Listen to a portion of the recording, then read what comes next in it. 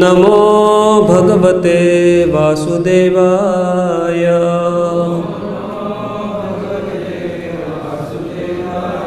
नारायणं नमस्कृत्य नरं चैव नरोत्तमं देवीं सरस्वतीं व्यासं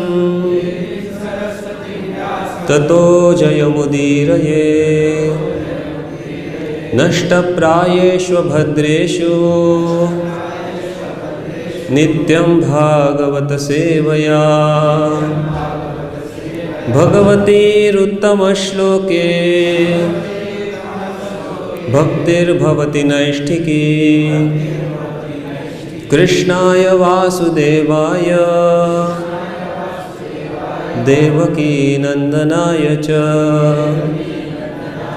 नंदगोपकुमाराय गोविंदाय नमो नमः।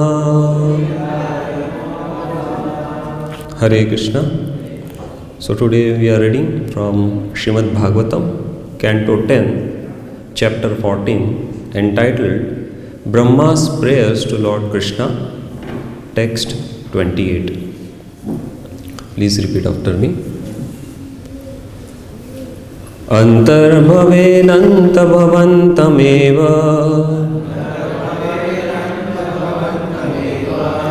yatyajjayanto mrugayanti santaha asantamapyantyahitmantarena santam gunam tam kimuyanti santaha antarbhavenantavhavantamev yatyatyajanto mrugayanti santaha asantamapyantyahitmantarena santam gunantam kimuyanti santaha antarbhavenantavhavantamev yatyatyajanto mrugayanti santaha asantamapyantyahitmantarena santam gunantam kimuyanti santaha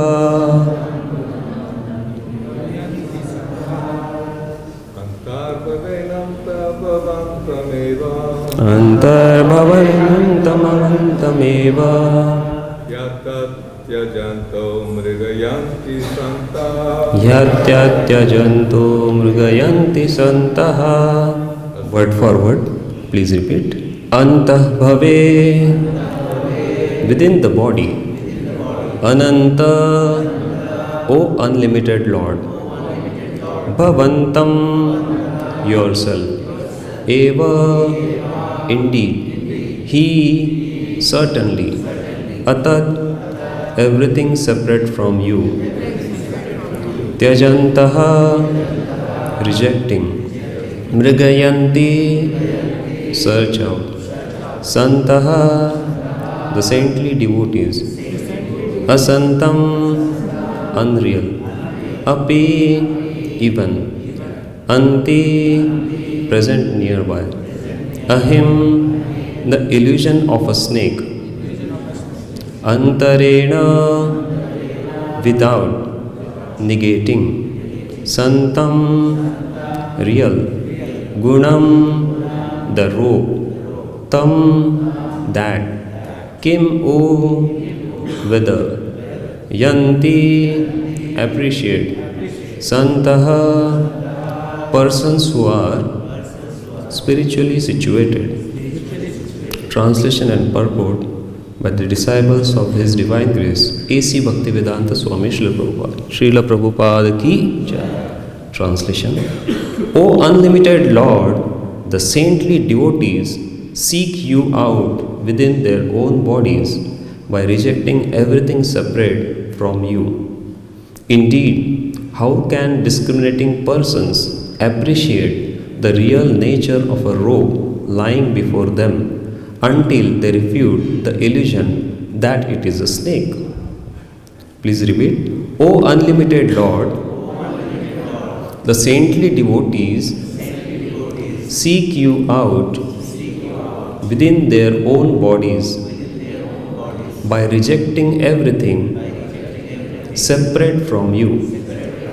Indeed, how can discriminating persons appreciate the real nature of a robe lying before them until they refute the illusion that it is a snake? Purport. One may argue that a person should cultivate self-realization and at the same time pursue sense gratification for the material body. This proposition is herein refuted by the example of misidentifying a robe as a snake. One who mistakes a robe for a snake becomes fearful and thinks of the so-called snake. But upon discovering that the so-called snake is actually a robe, he experiences a different emotion, relief, and can then ignore the robe. Similarly, because we misunderstand the material body to be the self, we are experiencing many emotions in relation to the body. Upon discovering, however, that the body is simply a bag of material chemicals, we carefully note how this illusion was created and then lose interest in the body. Discovering that we are actually an eternal soul within the body, we naturally focus our attention on that real self. Those who are saintly and wise always cultivate Krishna consciousness, spiritual knowledge, having transcended the foolish misidentification of the body as the self. Such Krishna conscious persons go on to realize the Supreme Personality of Godhead, who dwells within the material body as the Super Soul, the witness and guide of every living entity. A realization of the Super Soul and the individual soul is so pleasing and satisfying that a self-realized person automatically gives up everything irrelevant to his spiritual advancement. Om Ajnana-timirandhasya Jnananjana-shalakaya Chakshurunmilitam Yena Tasmai Shri Gurave Namaha Shri Chaitanya Manobhishtam Sthapitam Yena Bhutale Swayam Rupa Kadamayyam Dadati Swapadantikam Vandeham Shri Guru Shri Yuta Padakamalam Shri Gurun Vaishnavamscha Shri Rupam Sagrajatam Sahagana Raghunathanvitam Tam Sajivam Sadvaitam Savadhutam Parijana Sahitam Krishna Chaitanya Devam Shri Radha Krishna Padan Sahagana Lalita Shri Vishakhan Vitamscha Nama Om Vishnu Padaya Krishna Presthaya Bhutale Shrimate Bhakti Vedanta Swami Niti Namine Namaste Saraswate Deve Gauravani Pracharine Nirvishesha Shunyavadi Paschatya Deshatarine Namo Mahavadanyaya Krishna Prema Pradayate Krishnaya Krishna Chaitanya Namne Gaurat Vishe Namaha He Krishna Karuna Sindhu Deenabandhu Jagatpate Gopesha Gopika Kanta Radha Kanta Namosute Tapta Kanchana Gaurangi Radhe Vrindavaneshwari Vrishabhanu Sute Devi Pranamami Hari Priye Vancha Kalpa Tarubhyascha Kripa Sindhubhya Evacha Patitanam Pavanebhyo Vaishnavebhyo Namo Namaha जय श्री कृष्ण चैतन्य प्रभु नित्यानंद श्री अद्वैत गदाधर श्रीवासादि गौर भक्तवृंद। हरे कृष्णा कृष्णा कृष्णा हरे हरे, हरे Ram Ram Ram Hare Hare.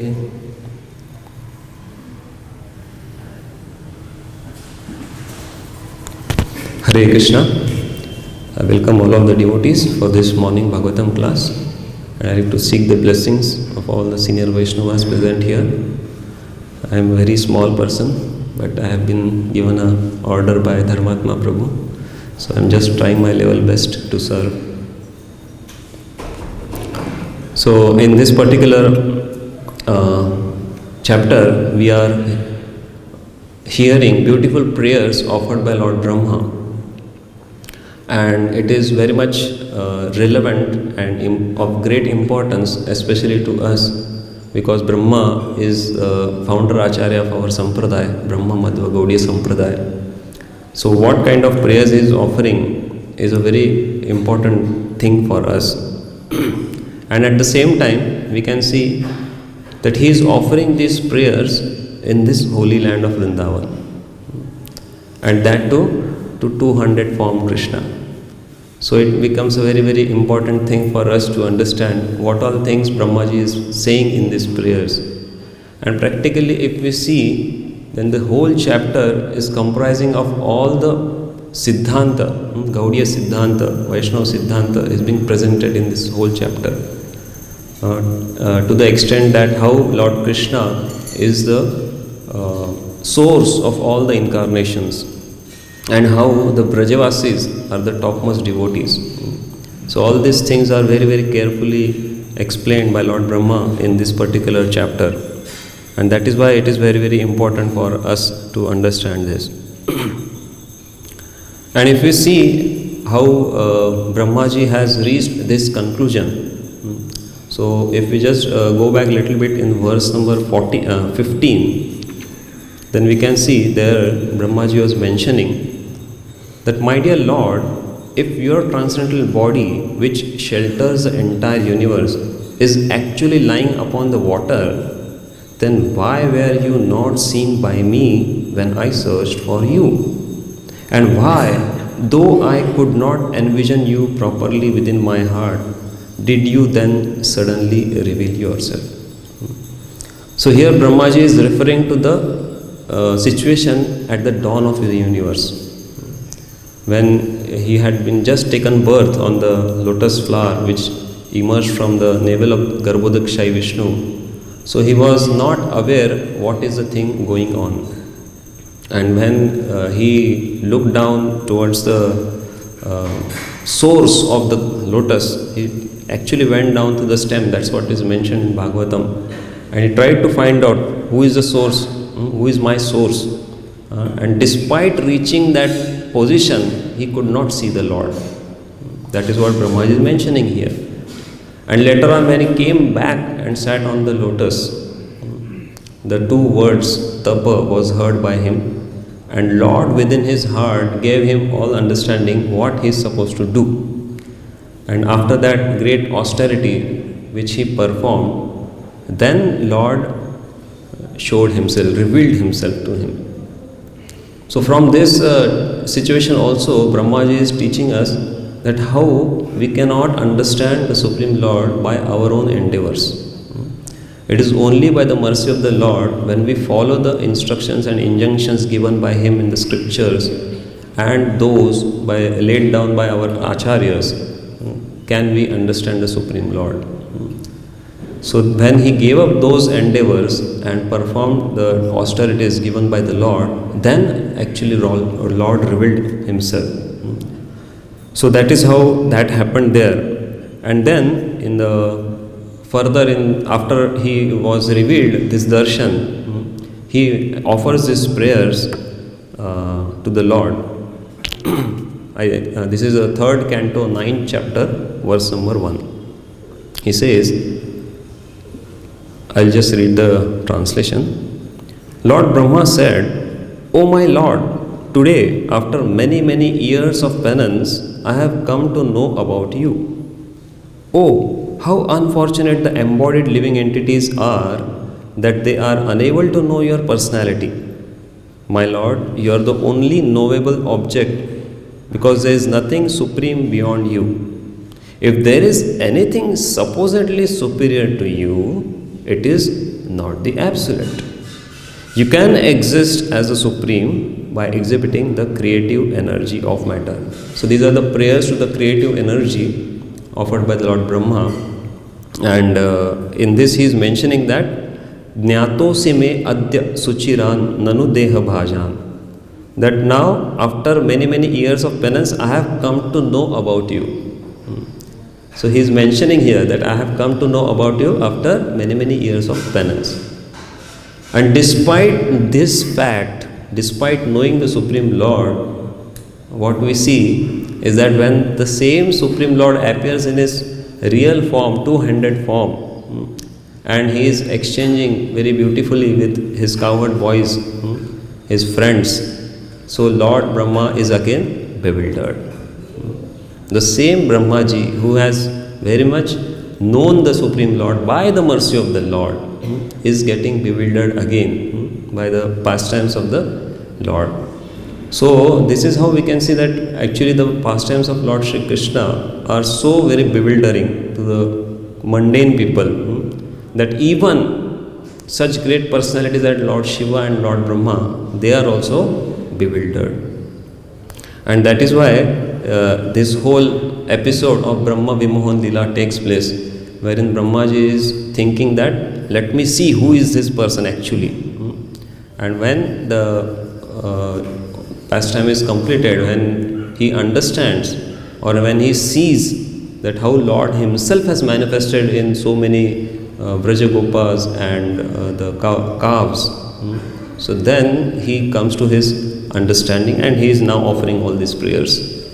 So after this, again in the verse number 38, Brahmaji is mentioning a very beautiful prayer which is in connection to this. That's why I'm just reading the translation of that. So there Brahmaji is saying,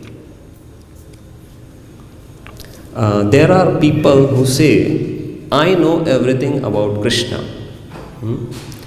Let them think in that way. As far as I am concerned, I do not wish to speak very much about this matter. So at one point of time, Brahmaji was saying, I know you very well. And now, after all this episode, he is himself declaring that actually I thought I knew you, but I don't know you. So he is saying, as far as I am concerned, I do not wish to speak very much about this matter. O my Lord, let me say this much. As far as your opulences are concerned, they are all beyond the reach of my mind, body and words. So this is the real and right understanding what Brahmaji is teaching, so that we can also develop this kind of understanding, not to always try to find out how things are working in the pastimes of Krishna, but accepting as they are and trying to follow as best as we can in our own lives. So this particular verse, if we see here, the Brahmaji is mentioning about the illusion.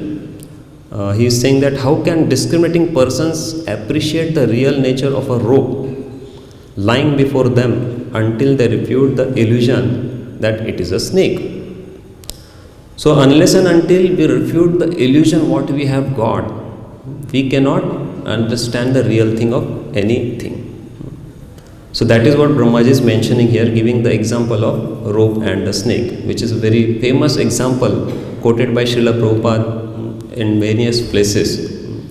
Whenever he would have to explain that how Mayavadis go wrong in their understanding about the existence of material world, he used this analogy and explained us that how people falsely think the rope to be snake and get bewildered by that, get frightened by that, and they think that, oh, because actually it is rope, it is not snake, so snake also did not exist.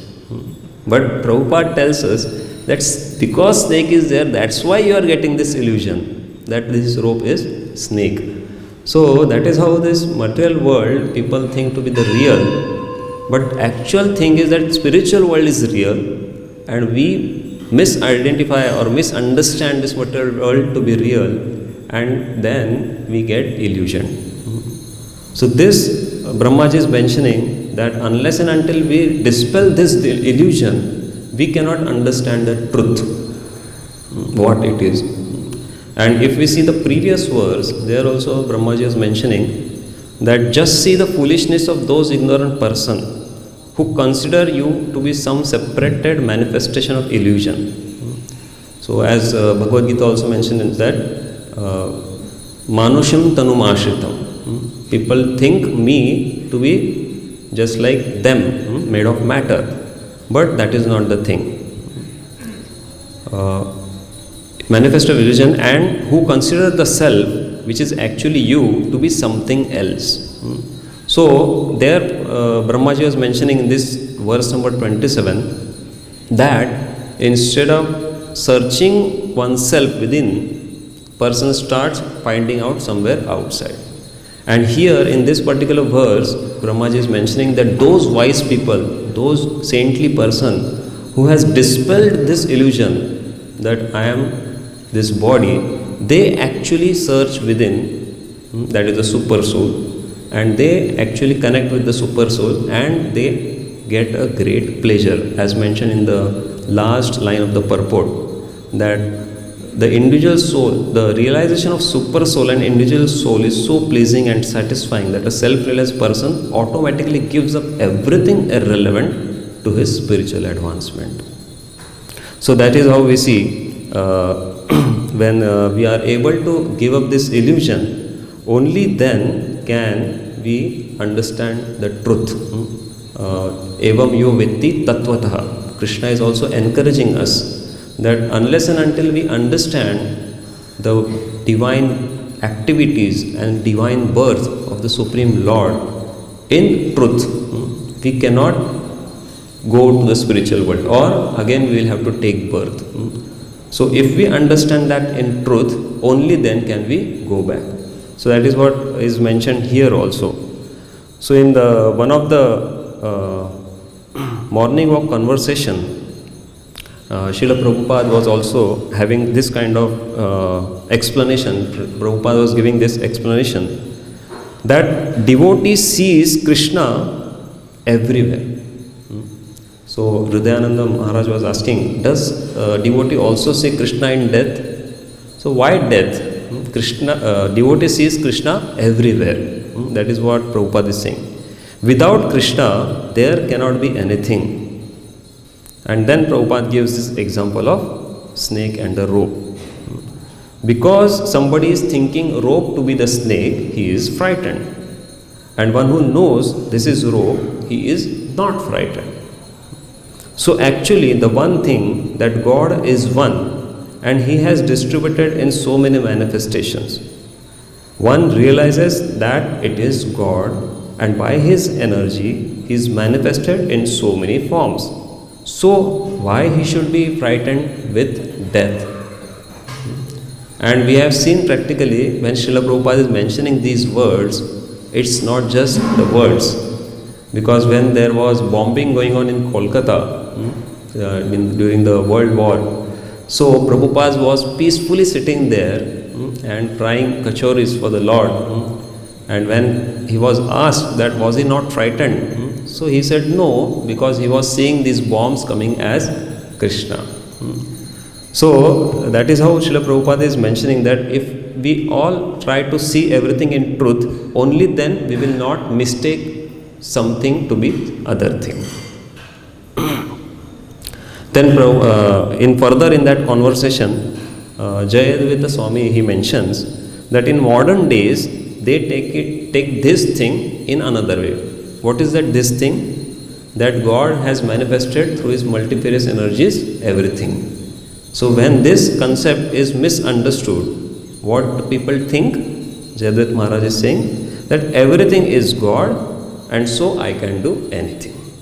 This is what the understanding people get with this this kind of illusion. And Prabhupada very wonderfully says that everything is God, so I can do everything, was the argument placed by Jayadvaita Maharaj. Prabhupada says, but you are not God. You are rascal. You are thinking yourself to be God, but you are not God.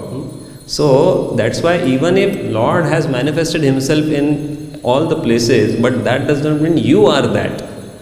You are a spirit soul, part and parcel of the God. And when Prabhupada says that this is Mayavad philosophy, wherein people, they are saying that, oh, God is loitering in everywhere, all the street, so better go and serve, people loitering in the street.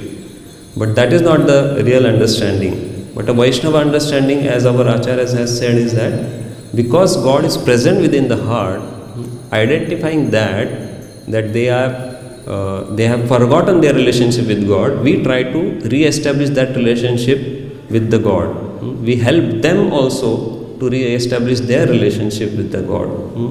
So that is how the real understanding or Vaishnava understanding of this situation is. So then what is this illusion is very well explained by Lord Shri Krishna in Bhagavad Gita. He says, Prakrute kriyamanani gunai karmani sarvashah ahankar vimudhatma kartaham iti manyate. The third chapter of the Bhagavad Gita, verse 27. Krishna is saying, because of identifying oneself with these three modes of material nature, and because of thinking oneself to be the doer, he gets conditioned by the three modes. And because of this false identification, he is forced to undergo the cycle of birth and death. And what happens because of this false identification? The person is engaged in all kinds of sinful activities, and he leads life of sense gratification. And this we can see that because the basic foundation goes wrong, then whatever he builds on that foundation is also wrong. And there is always a chance that such a building which is on a wrong foundation collapses. So one day or the other, this civilization which is based on materialism or identifying oneself with the body actually takes in a wrong direction, and we have seen this in many cases and example how this happens. So one devotee was sharing me that how he was having once a talk with his son, and they were just having prasadam in Govinda's restaurant, and while discussing, the father said, just see how nice flowers have been offered to the photos there in the restaurant. So this just giving a background that father is devotee, but the son is not a devotee, but he likes to have prasad in Govinda's. So when he says like this, the son, who is claiming himself to be very intelligent, he is saying that, father, just see, you are plucking the flower from the plant and you are offering. So what kind of is this? You are murdering the flower. So it is as good as killing an animal. It is as good as eating non-veg. So this kind of understanding the son is offering. And then father is trying all his level best to explain. And then father goes on to Google to find out some more understanding. And he finds out that such kind of debate actually took place between one student and an IIT professor. So the student was claiming the same way, and then the IIT professor was explaining that how actually the plants do not have nervous system and animals do have. That's why if you pluck a flower, it is not a murder. But now if we see from spiritual perspective, all these premises can still be somebody else will come with some other understanding, and he will break down this proposition also, and he will again prove that no, it is plucking the flower is killing the flower only. But when we actually understand the truth that we are spirit soul, and every plant has a soul, every animal body has a soul, and soul is there in all these bodies, and these are just external dresses, and these are created because of the illusion of misidentifying oneself with the body, then the real thing is established. Till that point, such kind of debates will go to no end. So just like I was mentioning that if the foundation is wrong, then everything else goes wrong. So because here in this discussion the foundation was not established, or foundation was not proper, so then there is a scope of arguments till endless time. So that is how we can see that if we are able to understand this real thing, that how Krishna is manifested everywhere in all the places, and we are supposed to connect with Krishna in that way. Then till that time we don't come to this understanding, we are always situated in illusion. So we can also see that how Krishna is there everywhere is mentioned by Brahmaji in his Brahma Samhita prayers, Andantarastha Paramanu Chayantarastham, that he is in every atom and even in between the space of two atoms. So what is the place where Lord is not existing? So there is no place. So sometimes people say, I need some privacy. But where is the privacy? Lord is there everywhere to see. He is seeing us through sun, moon, and so many other aspects, the 8 directions. So everything is there, that Lord is observing us, all our activities, all our thoughts. And if we are able to understand this, then we connect with the reality. Till then, we remain in illusion. And yes, that is a fact that it is not so easy, very easy to speak in this way. But when it comes to reality, certainly a person like me gets into the illusion and forgets the connection with the Lord. But the Lord gives us the chance to again and again remind us through various ways. And that's why if we see in Bhagavad Gita, Krishna is giving us so many list of things through which we can remember him. I am the taste of water, I am the smell of the earth, and all this list goes on, so that we can connect ourselves with the reality and not get illusioned by this analogy of rope and snake. Think rope to be snake. So Krishna is giving the chance to come out of this illusion. As we see in Bhagavad Gita again, Matra Sparsha Sukhaunteya Shitoshna Sukha Dukkadha. So one devotee was sharing me that how we are supposed to learn to tolerate the heat and cold and all these things which are experienced through the touch of sense with the sense objects. So while explaining, he was mentioning that in this holy Vrindavan Dham, we see that both this heat and cold are very extreme. At least I am experiencing it very extreme for me, coming from Pune. So this is very cold, and Krishna is giving us the chance through this, that devotee was mentioning, that in the Dham, Krishna is giving the chance to learn to tolerate this extreme heat and extreme cold. So why Krishna is giving us this chance, or what is the purpose behind this? So he is mentioning that at the time of death, sometimes the body experiences both these things simultaneously. Some parts of the body are cold and some parts are hot due to fever. So he was mentioning about one of his relative experiencing this kind of thing. So then in that situation, while quitting the body, if the living entity is getting bogged up with this heat or cold in the body, then how can he think of Krishna? So that's why in this hell and healthy position, Krishna is giving us this opportunity, the chance that okay, there is extreme cold, but if you are able to think of me, that's good. And in the purport of that particular verse, Matra Sparsha Su, Prabhupada exactly gives this understanding that how in the month of December, in Magh, that people, they take cold water bath early in the morning and attend morning program or Mangalarti. Or in the summer season, Prabhupada gives example of a household woman, that how she despite this hot situation, she is standing in front of the fire and cooking. So one has to learn to tolerate these things so that at the time of quitting one's body, one is able to think of Krishna and not get misled by the heat and cold which is apparently created in the body at that time. And in this connection we can see that how Krishna gives such chance to all of us to come out through the story of one of our acharyas, like Bilva Mangal Thakur. We all know the story that how he was at his final rites, performing the final rites for his departed father.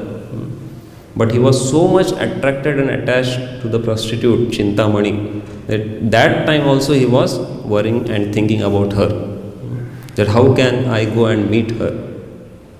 And he is going through rain, heavy rain, and trying to cross a river. And while trying to cross the river, he found some log of wood as he thought of, and he crossed it. And as he was crossing, he realized that it was a dead body. So further he went ahead, and he was trying to enter into the house, but the room and gate was locked. So he was trying to climb the wall, picking up a rope, and it was a snake. So because the rope and snake analogy has come here, quite befitting. And then finally he somehow or other reaches in the house, and when Chintamani sees him, she becomes surprised that in such a difficult situation, such a difficult environment, how could you manage to come here? And when he explains all these things, she only says that if at all you could have directed all this energy to the Lord, by the time you might have achieved the darshan of the Lord. And that actually opens his eyes. And as his eyes are open, then he starts towards Vrindavan. And on the way to Vrindavan also, once again he gets attracted towards the beauty of another lady. And when he's simply following that lady to have association with her. But she, coming from a very chaste and pious Brahmin family, she enters the house and tells her husband that this person has been following me for a long time. And then Brahmana says, all right, he seems to be a saintly person, let's have a discussion. And when the Brahmana asks, what do you want? And he very shamelessly tells, I want to have association with your wife. So Brahmana is a magnanimous, and he says, all right, you can have it. And he invites him at home. But after understanding the truth, Bilva Mangal Thakur himself realizes what all things he is undergoing, and he simply begs for a hairpin, and plucks out his eyes, thinking that these eyes are the cause of my distraction in my service. So obviously that is an extreme example and it cannot be imitated, but from this we learn that we have to try to find out such kind of distractions in our life and try to keep them away. As Bhaktivinoda Thakur has also mentioned that whatever is favorable we accept and whatever is unfavorable we reject. So discriminating this, as is Brahmaji mentioning in this particular verse, that unless and until we discriminate between the truth and illusion, we cannot make significant spiritual advancement. So same thing Bilva Mangal Thakur is teaching us through his life, that how one has to be very serious in accepting the favorable things. And that is how Srila Prabhupada is also mentioning in one of the lecture. I'll just read this small paragraph, that a perfect person means who is not illusioned, who does not commit mistakes. All of us, we commit mistakes, but a perfect person does not commit mistakes. This is the difference between perfect and imperfect. We are illusioned to accept something in place of something else. Just like the example is given by some philosophers to accept the rope by mistake as a snake. This is called illusion. To vision water in the desert, this is due to our imperfection. So, a person who is liberated or not under the control of the material nature, he is illusioned, neither he commits mistakes. Sorry, he is not illusioned, neither he commits mistake. So, this is what Srila Prabhupada is mentioning about a perfect person. And just actually, I was here in Vrindavan for a service of getting small Utsav Murti for one of our temple. So, as I was dealing with some of these people, local people, Brajavasis, I learned how these people are actually situated in this reality. They don't get very easily disillusioned by thinking that they are bodies or whatever they are is their aham mameti, what we say regularly. So one of the person which I was dealing with, while discussing, I happened to be at his home. So I said, is this your home? Immediately, without a fraction of a second, he said, no, it is Thakurji's home. So I was surprised.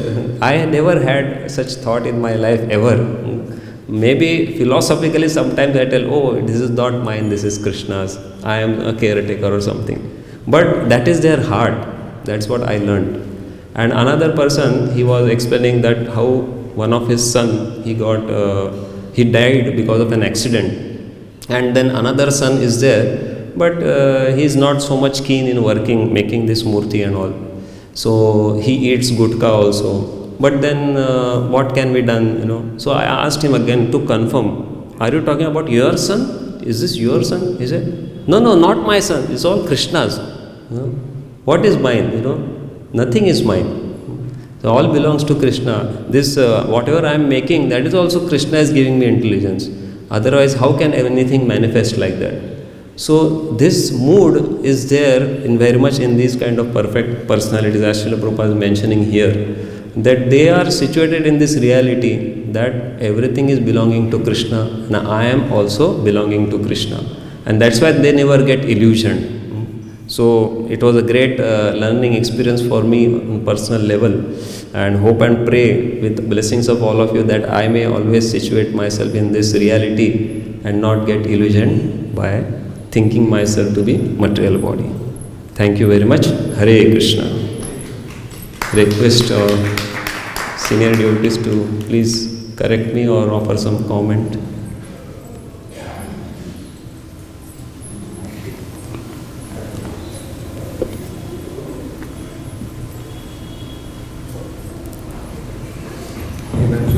The example of Bilmongol Thakur, being inspired by Chintamani, to again ignite his spiritual life, but then he sees that although he wants the spiritual life, he's still being distracted by the eyes and desires.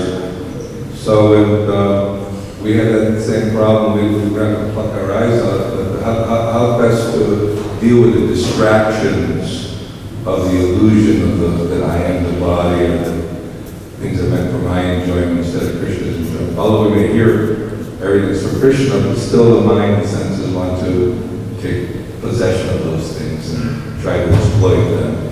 It gives further clarity and control of their mind and senses.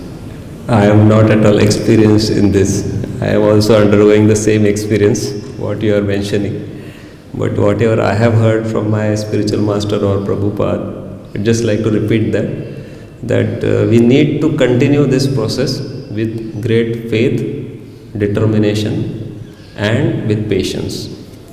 With the end in the mind that one day Krishna will shower his mercy and this reality will dawn within the heart from within. So with that faith and determination, we just continue practicing whatever is being offered to us as sincerely as possible.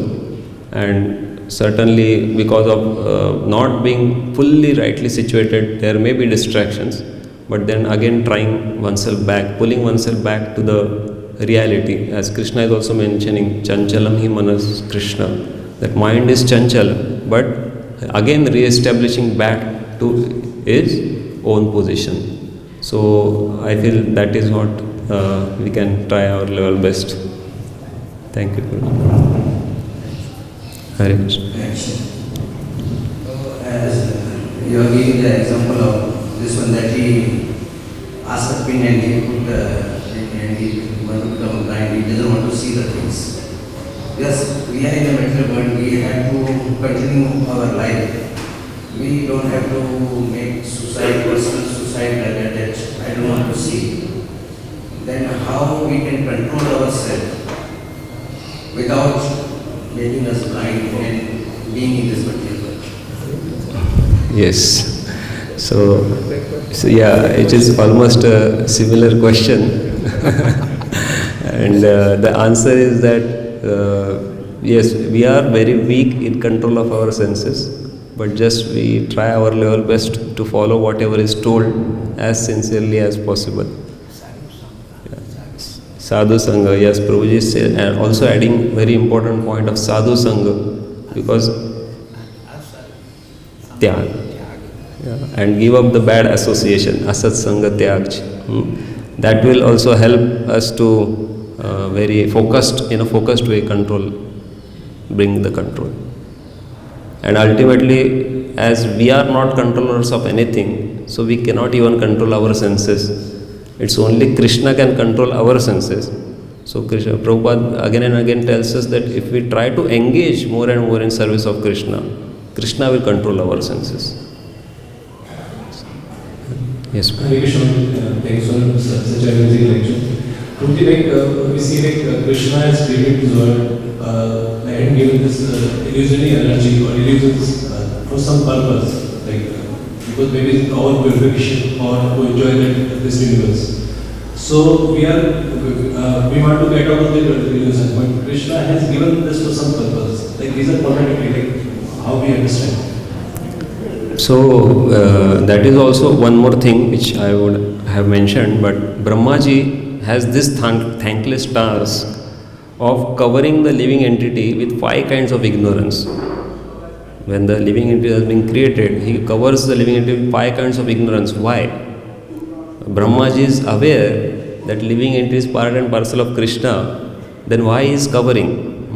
Because that is the desire of living entity to enjoy separately from Krishna. So in order to get that kind of so-called enjoyment or the experience of that I am the enjoyer, then Brahmaji has to cover.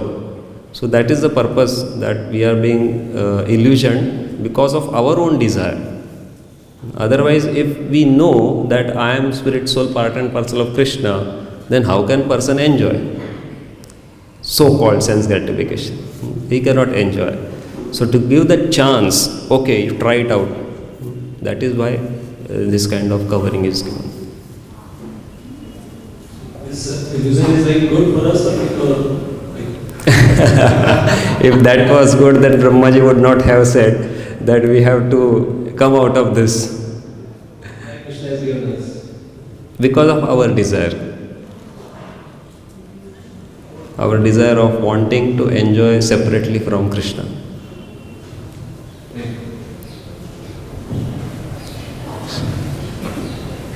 So we can end here. So one more question.